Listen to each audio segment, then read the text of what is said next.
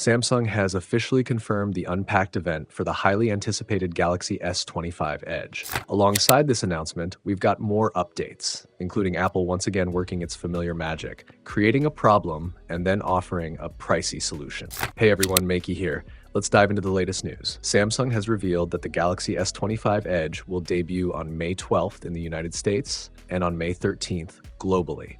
The event will be an online-only Unpacked presentation, streamed live on Samsung's official YouTube channel. If you're planning to watch, Samsung has already shared regional start times. In a teaser video and a recent blog post, Samsung describes the S25 Edge as more than just a slim smartphone. They're positioning it as a new benchmark for mobile innovation, hinting at a groundbreaking shift in what smartphones can achieve. A new era for the mobile industry. Samsung is certainly not holding back when it comes to building anticipation for the Galaxy S25 Edge, and who can blame them? However, the excitement might feel a bit premature as the full official specs of the S25 Edge have already leaked. This means we don't have to wait until May 12th to get a glimpse of what this device has to offer. In typical fashion, Samsung has already started taking reservations in the US, offering a $50 credit for those who sign up early. If the S25 Edge is on your wish list, it's a great opportunity to secure that bonus while it's available. Meanwhile, renowned leaker Evan Blass has shared an official render of the S25 Edge showcasing its standout design features. However, there's one aspect where this ultra-thin phone falls a bit short compared to the rest of the S25 lineup, something that may surprise some fans. Let me know if you'd like me to expand or refine this. One noticeable compromise with the Galaxy S25 Edge is its audio setup. Unlike other models in the S25 lineup, it features just a single bottom-firing speaker, forgoing the stereo configuration entirely. While stereo sound on smartphones isn't typically groundbreaking, omitting it altogether feels like a step backward, especially for a flagship device. It's likely one of the sacrifices Samsung made to achieve that ultra-slim profile. But that's not the only trade-off.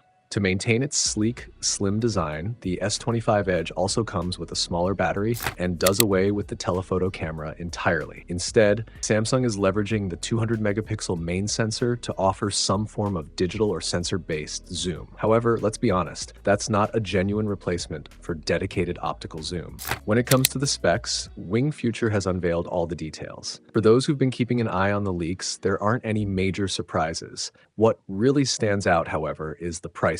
In Europe, the Galaxy S25 Edge is reportedly priced €20 less than the S25 Plus, which raises our hopes that it might land in the US around the $1,000 mark. While still a premium price, it's a far more appealing figure than the earlier rumors suggesting it could exceed $1,100. Here's a textbook example of Apple's signature strategy. Create a problem, then sell the solution. Apple is working on its own slim device, the iPhone 17 Air, which, like Samsung's S25 Edge, faces the challenge of a smaller battery. According to internal tests, only around 60 to 70% of iPhone 17 Air users will be able to get through an entire day without needing to recharge. And what's Apple's brilliant solution? The reintroduction of the chunky smart battery case. Yes, you read that right. A sleek, slim phone paired with a bulky battery case strapped to it. Picture this.